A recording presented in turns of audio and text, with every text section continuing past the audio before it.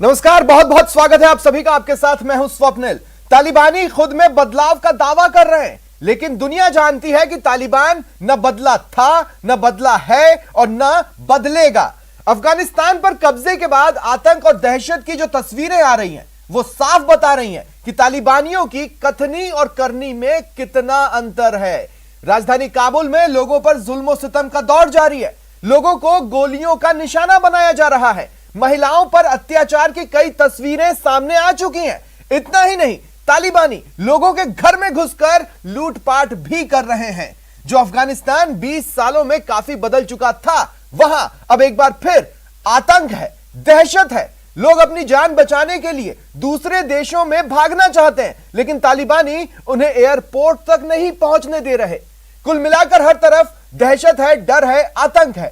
हालांकि इस आतंक और डर के बीच कई शहरों में लोग तालिबानियों के खिलाफ खड़े भी होने लगे हैं। कई जगहों पर तालिबानियों के खिलाफ जन सैलाब उमड़ पड़ा।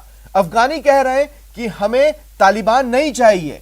वहीं अब तालिबानियों ने अफगानिस्तान में नई सरकार बनाने की कोशिशें तेज कर दी हैं और बैठकों का दौर लगातार जारी है। माना जा रहा है कि तालिबानी सरकार की कमान मुल्ला अब्दुल गनी बरादर के हाथों में होगी। तो चलिए देखते हैं स्पेशल रिपोर्ट।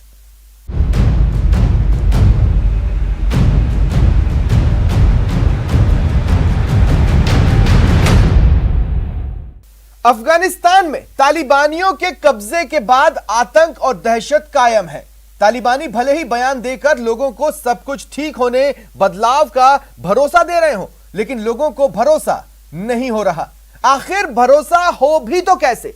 क्योंकि जो तस्वीरें सामने आ रही है उससे साफ पता चलता है कि तालिबानियों की कथनी और करनी में कितना फर्क है। इस बीच मुल्ला बरादर के कंधार पहुंचने के साथ ही नई सरकार का खाका तैयार करने की कोशिशें तेज हो गई हैं।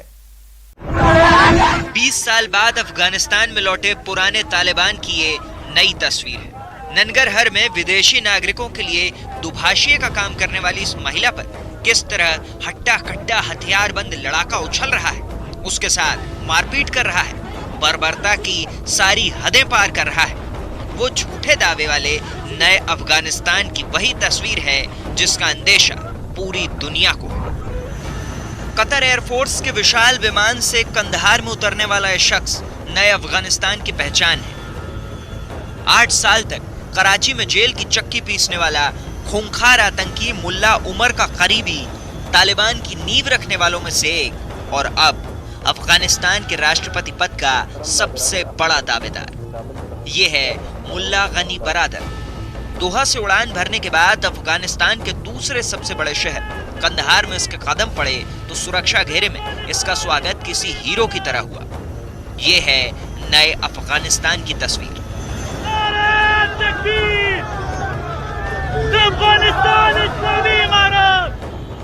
सरकार बनाने की चर्चा के लिए अफगानिस्तान की सरजमी पर कदम पड़ने के बाद जब इसका काफिला सड़कों पर निकला तो बाकी लोगों के लिए वक्त थम गया। 20 साल बाद कंधार आए बरादर के चाहने वाले इस लम्हे को मोबाइल फोन में कैद करते दिखे। कंधार में मुल्ला गनी बरादर के खैर मकदम की खबर काबुल तक पहुंची तो तालिबान के सपनों का नया तालिबान वहां भी अंगड़ाई लेने लगा। जगह जगह नेता भीड़ से बातें करते नजर आने लगे और तालिबान के फरमान के बाद बंद दुकानें खुलने लगी। सड़कों पर तालिबान लड़ाकों के वाहन फर्राटा भरते दिखते और दूसरे वाहन उन्हें राह देने के लिए रेंगते से। शहर की ऊंची ऊंची गुंबदों पर लहराता तालिबान का झंडा, सड़कों पर चलती कारों से लेकर बाइक तक पर तालिबान का झंडा। देश की सत्ता पर काबिज होने की आग मध्यम पड़ने के बाद आइसक्रीम का आनंद लेते तालिबानी लड़ाके। ये है तालिबान वाले नए अफगानिस्तान की तस्वीर। सड़कों पर निकले लोगों की एक जैसी पोशाकें, घरों में दुबकने को मजबूर महिलाएं और सड़कों पर नजर आते केवल पुरुष ही पुरुष। सड़कों पर मंडराते हथियारबंद लड़ाके और तालिबान के जंगी वाहनों को हैरानी से देखते बच्चे। ये है तालिबान वाले नए अफगानिस्तान की तस्वीर। करीब 20 साल तक जिस नए अफगानिस्तान के सपने को लेकर तालिबान सरकारों और इंसानियत तक से लड़ते रहे, जब वो साकार होने का वक्त आया तो लड़ाके नई इस्लामी सरकार के बनने की आहट सुनाने पहली बार थमके। नई इस्लामी सरकार यानी कि तालिबान का नया अफगानिस्तान। बेला शक से मुख्तदा से तारीखी मकता के करार हो सियासी निज़ाम बजूड़ी हो सियासी जरूरत बांधे और सियासी प्रोसीजर पर तकमील बांधे मुख्य मशरान रफान जिदी बहसुन रवान दी और नजदे रातुन के मुख्तदे शाहिदान वो से सियासी जरूरत मंज तरासी और यो कवी इस्लामी हरकीस और कानून मनल वर्ड निज़ाम बोले। तालिबान नया अफगानिस्तान बनाने की तैयारी कर रहा है तो बीते 20 सालों में जो अफगानिस्तान बना था वो दम तोड़ने की तरफ बढ़ रहा है। तालिबान आतंकियों ने झूठ बोला कि वो बंदूक का नहीं बल्कि कानून का राज स्थापित करेंगे। खबर है कि तालिबानी आतंकियों ने अफगान पुलिस के पूर्व जनरल रजाक के 4 करीबियों की कंधार स्टेडियम में सरेआम हत्या कर दी। 4 लोगों की हत्या को तमाशा बनाया गया जिसे देखने के लिए सैकड़ों लोगों की भीड़ जुटी। चूंकि नए अफगानिस्तान में महिलाओं की कोई हैसियत नहीं, चूंकि नए अफगानिस्तान में महिलाओं पर शरिया कानून के तहत बंदिशें हैं, यही कारण है कि वहां की सड़कों और सार्वजनिक स्थानों की तस्वीरों से महिलाएं गायब होती जा रही हैं। तालिबान के डर से महिलाओं ने खुद को घर में ही कैद कर लिया है। महिलाओं की फिक्र में कुछ लोग इतने मजबूर हो चुके हैं कि देश छोड़ने पर आमादा हैं, जिसकी तस्वीरें दुनिया भर को झकझोर देने के लिए काफी है। राजधानी काबुल से ऐसी ही तस्वीरें लगातार आ रही हैं। तालिबान की दहशत से देश छोड़ने के लिए एयरपोर्ट पहुंचे लोगों में बुजुर्ग, युवा, महिलाएं और बच्चे नजर आए। देश छोड़ने की जिद ऐसी कि वो कई दिनों से एयरपोर्ट पर खुले में बैठकर बाहर जाने के लिए मौके का इंतजार करते दिखे। आपाधापी ऐसी कि एयरपोर्ट के अंदर और बाहर जबरदस्त भीड़ लग गई है। ऐसे ही तस्वीरों के बीच काबुल के इंटरनेशनल एयरपोर्ट के रनवे की भी एक तस्वीर आई जिसमें कुछ अफगानी लड़कियां एक गाना गाती सुनाई पड़ी। उदासी की इस बेला में कंठ से फूटते इन स्वरों को सुनिए।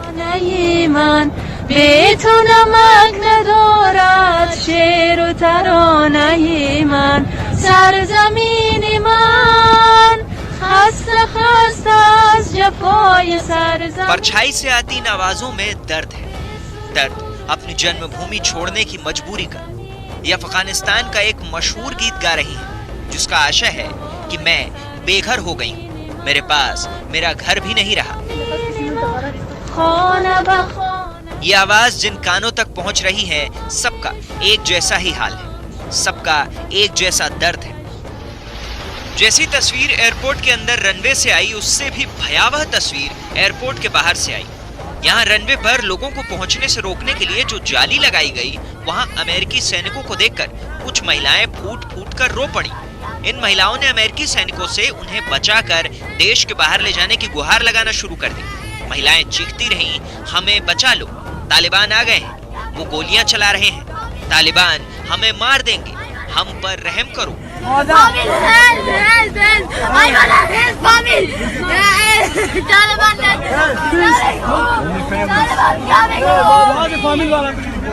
और ऐसे ही दर्दमंद देश छोड़ने की जद्दोजहद में जब एयरपोर्ट पहुंचे तो उनमें से करीब 10 लोग इस कोशिश में या तो हादसे की चपेट में आकर दम तोड़ गए या फिर गोलियों के शिकार हो गए।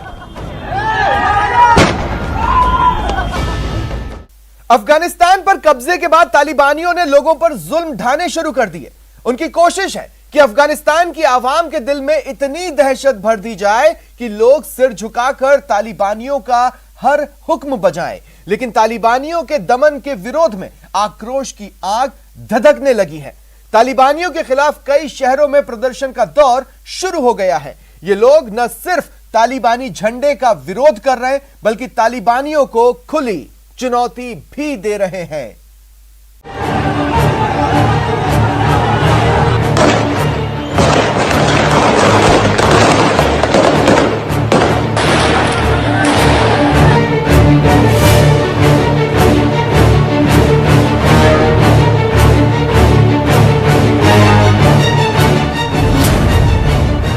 तालिबान राज के बाद अफगानिस्तान में लगी आग।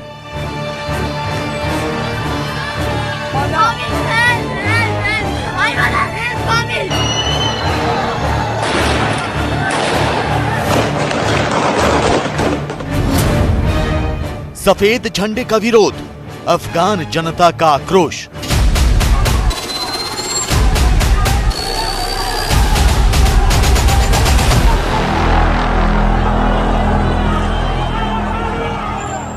अफगानिस्तान पर तालिबान के कब्जे के बाद नई सरकार की सुगबुगाहट तेज हो गई है। तालिबान का टॉप कमांडर मुल्ला अब्दुल गनी बरादर कतर वायुसेना के विमान में बैठकर दोहा से काबुल पहुंच चुका है। बरादर के अलावा तालिबान के तमाम दूसरे नेता भी कंदहार और काबुल पहुंच रहे हैं। तालिबान के प्रवक्ता प्रेस कॉन्फ्रेंस कर देश की जनता को सुरक्षा की गारंटी दे रहे हैं। महिलाओं को उनके अधिकार देने और किसी के खिलाफ बदले की कार्रवाई ना करने के दावे कर रहे हैं। अफगानिस्तान पर तालिबान के कब्जे को ऐतिहासिक बता रहे हैं। बेला शक से मुख्तदा से तारीखी मक्ता के करार और सियासी निज़ाम बजूड़ी हो सियासी जरूरत बांधे और सियासी प्रोसीजर पर तकमील बांधे मुख्य मशरान और खान जिदी बहसुन रवान दी और नजदीर आतुन के प्रमुख दे शायदान वो से सियासी जरूरत मंज तरासी और यो कवि इस्लामी हर अर्किस और अफगान तक मनल वर्ड निज़ाम बोला। सवाल ये कि क्या तालिबान राज की स्थापना के बाद वहां के लोग अब भी अपनी हिफाजत को लेकर मुतमईन हैं? ना तो 16 अगस्त को काबुल एयरपोर्ट की तस्वीरों से ऐसा जाहिर होता है और ना ही इन तस्वीरों से। खोस्त से लेकर जलालाबाद और जलालाबाद से लेकर नंगरहार तक तालिबान के खिलाफ लोगों का आक्रोश साफ नजर आ रहा है। तालिबान के सफेद झंडे के खिलाफ लोगों का गुस्सा फूट पड़ा है। मौत की दहशत के बावजूद लोग सड़कों पर निकलकर विरोध प्रदर्शन कर रहे हैं, मांग कर रहे हैं कि तालिबान अफगानिस्तान के झंडे की बेइज्जती ना करें, तालिबान अफगानिस्तान के झंडे की जगह अपना झंडा ना फहराएं।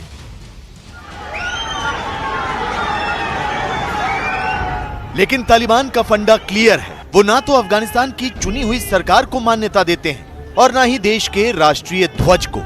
लिहाजा जैसे ही सैकड़ों की तादाद में लोग घरों से बाहर निकलकर अपने झंडे के लिए आवाज उठाने लगे, तालिबान के आतंकियों ने बंदूकों का मुंह खोल दिया।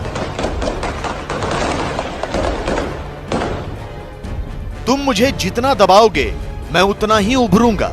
जी हां, इसी तर्ज पर अफगानिस्तान के लोग अब अपने राष्ट्रीय ध्वज और अपने मान सम्मान के लिए सड़कों पर निकल पड़े हैं। भले ही अफगानिस्तान की अशरफ गनी सरकार ने तालिबान के आगे समर्पण कर दिया, लेकिन लोग इतनी जल्दी हार मानने को तैयार नहीं। अफगानिस्तान से लेकर हिंदुस्तान तक वहां के लोग तालिबान से आजादी की मांग करने लगे हैं। वो अपने देश को बर्बाद होते नहीं देखना चाहते। अफगानिस्तान का जो झंडा था उसे लेकर ये यहाँ पर बैठी है, जिसे तालिबान ने जबरन हटाया है, बंदूक की नोक पर हटाया है और उसी के विरोध में अब ये वापस इस झंडे को यहाँ पर लेकर पहुंचे हैं। इनसे बात करते हैं। आप बताइए कि आप इस झंडे के साथ पहुंची हैं, तालिबान का कब्जा हो गया, अब क्या आप आगे देख रहे हैं? आगे तो हम कुछ नहीं देखते, बर्बादी के अलावा कुछ नहीं देखते हैं। तो हम चाहेंगे कि झंडा वापस अपने जगह पे हो जाएगा और तालिबान वापस अफगानिस्तान को अफगानी लोगों के हवाले कर दे। जाहिर है अफगानिस्तान में युद्ध खत्म नहीं हुआ है, बल्कि तालिबान राज की स्थापना के साथ ही गृह युद्ध का एक और दौर शुरू होने वाला है। देखिए, मुझे लगता नहीं है कि युद्ध समाप्त हुआ है। मेरे अपने विचार से युद्ध की अभी शुरुआत होगी, क्योंकि तालिबान की रूल के विरुद्ध एक रेजिस्टेंस मूवमेंट पैदा होगा। फिलहाल तो पब्लिक शॉक में है। शायद तालिबान को भी पता है कि उनके लिए अफगानिस्तान पर काबिज होना जितना आसान साबित हुआ, उतना ही यहां राज करना मुश्किल होगा। लिहाजा पूरे अफगानिस्तान में तालिबान आतंकियों के साथ स्पेशल फोर्सेस की तैनाती भी शुरू हो चुकी है। हालांकि इस सब के बावजूद अब भी कुछ लोग विरोध का झंडा बुलंद करने के बजाय देश छोड़कर जाना चाहते हैं, खासकर महिलाएं। देखिए कैसे ये अफगान लड़की अमेरिकी सेना से जान बचाने की गुहार लगा रही है।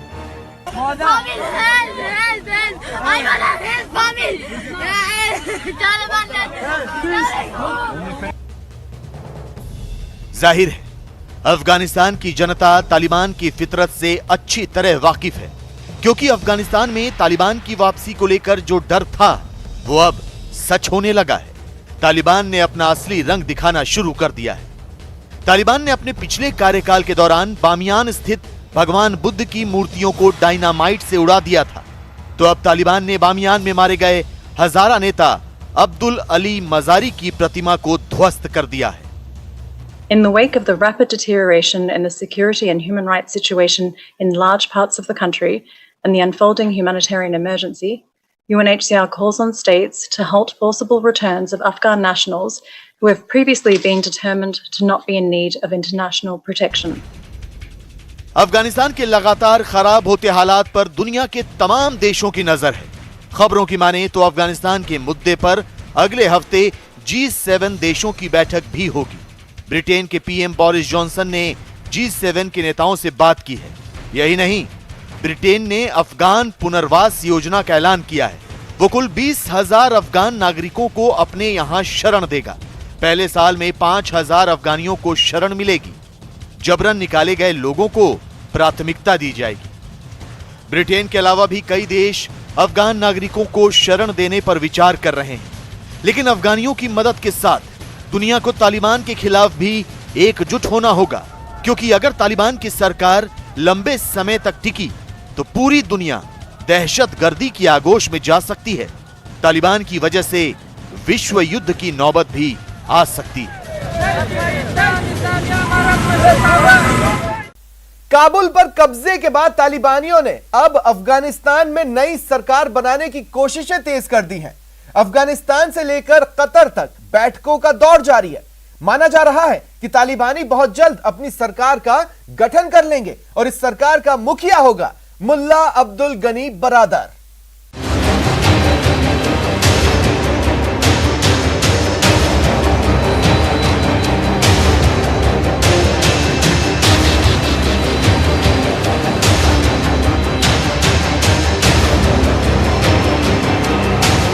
अफगानिस्तान के पूर्व राष्ट्रपति हामिद करजई तालिबान नेताओं के साथ दोहा में एक बैठक करेंगे, जिसमें आने वाली सरकार को लेकर चर्चा होगी।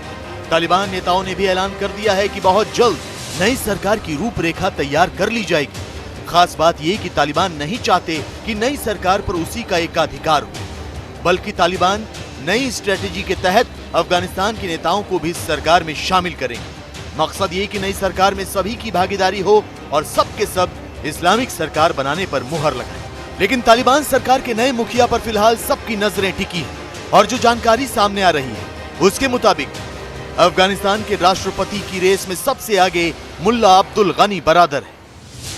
वटोल अफगानिस्तान मुसलमान मिलत द दागा द्रोनो फतह मुबारकी वायु, खुसूसन द काबुल शारियानो और ओसेदुंकु ته او ورپسې خپل مجاهدینو ته دا توصیه او وړاندیز کوو چې موږ تاسو دغه حال ته ورسېدو چې هغه هیڅ توقع د دې نه کېده چې په دغه رقم به موږ په افغانستان کې کامیابه کېږو، خو دا د الله پاک نصرت او مدد و چې الله پاک دغسې فتوحات او دغسې کامیابیانې چې په دنیا کې یو مثل نشته۔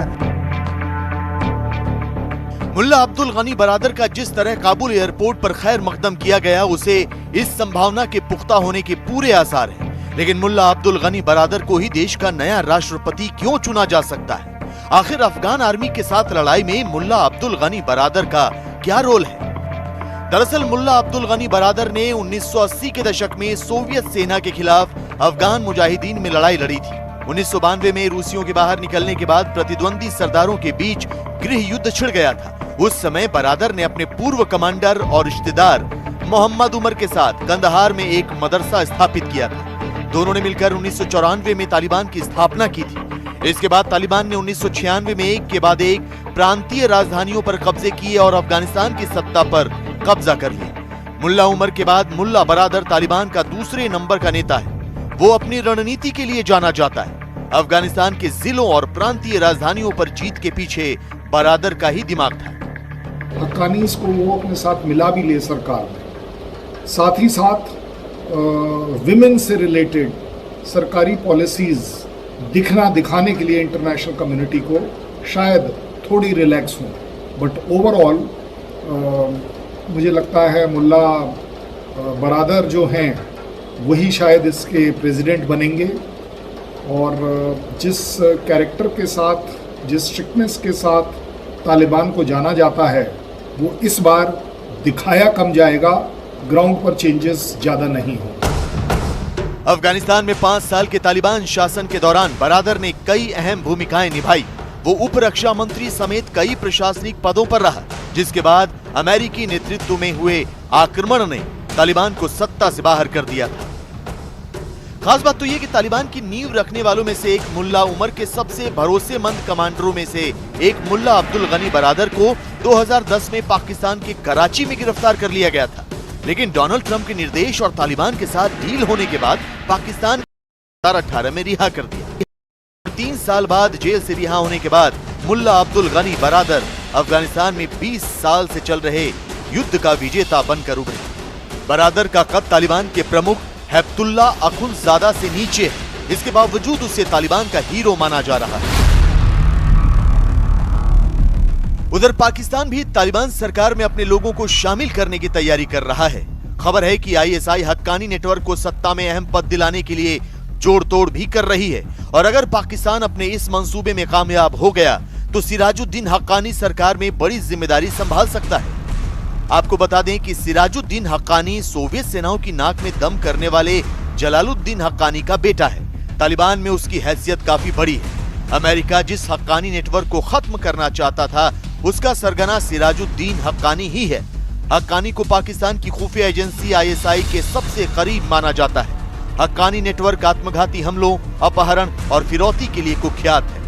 अफगानिस्तान की नई तालिबानी सरकार में ये ज़रूर देखा जा सकता है कि हक्कानी नेटवर्क का रोल आ सकता है, क्योंकि जिस तरीके से पाकिस्तान चाहेगा कि हक्कानी नेटवर्क ज़रूर अफगानिस्तान की तालिबानी सरकार में आए, उसका मेन रीज़न है कि वो पाकिस्तान को सूट करता है। तालिबान अपने आप में शायद पाकिस्तान को वो तवज्जो ना दे, वो इम्पोर्टेंस ना दे, जो हक्कानी नेटवर्क पाकिस्तान के साथ जिस तरीके के उसके रिश्ते हैं। कुल मिलाकर ये कहना गलत नहीं होगा कि तालिबान और पाकिस्तान का नापाक गठजोड़ अफगानिस्तान में एक ऐसी सरकार की बुनियाद रख रहे हैं जिसमें खूंखार आतंकी शामिल होंगे, जिनका मकसद सिर्फ एक है, खून खराबा और दहशत गर्दी फैलाना।